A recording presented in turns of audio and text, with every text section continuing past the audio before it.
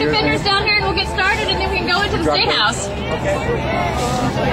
Thank you so much for coming out today. This is actually the third day that I have been here for the hearings on the Senate bill, and I got to tell you, the first 2 days were a little depressing because the Statehouse was filled with union members, and there weren't that many of us here. It is awesome to see you out here today. It is difficult for us to compete with the number of people that get here because I'm guessing that not many of you today have a paid day off, do you? No! Not many of you came here on buses paid for unions, did you? No! No, you're taking your time off to be here. You know, and this is important because in 1960, Ohioans, we were more prosperous than almost 3/4 of the rest of the country. Today, we are less prosperous than 2/3 of the rest of the country. You know, people used to come here to find jobs and opportunity, and unfortunately, the last few years, people have been leaving to find jobs and opportunity. Why is that? What happened? Our government got too big, and our taxes got too high. But you know what?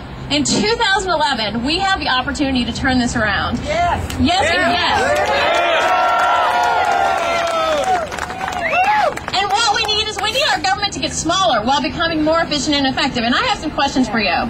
Now, is a government efficient and effective when its state employees make more than our private sector employees in 85 out of 88 counties? Is our state government effective when it does not have the flexibility to manage its own workforce? No! Is our state government effective when it cannot hire, promote, and pay based on merit? No! Hell no! Is our state government effective when arbitrators can tell us how much to pay our employees? No!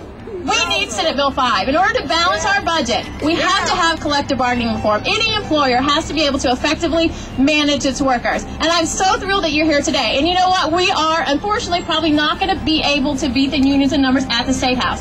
So what we're going to have to do is, from our homes, we're going to have to make calls and emails and send letters, and we're going to have to continue it. We're going to have to tell our friends and neighbors. We're going to have to show mass support from home for this crucial collective bargaining reform. Thank you so much for coming today.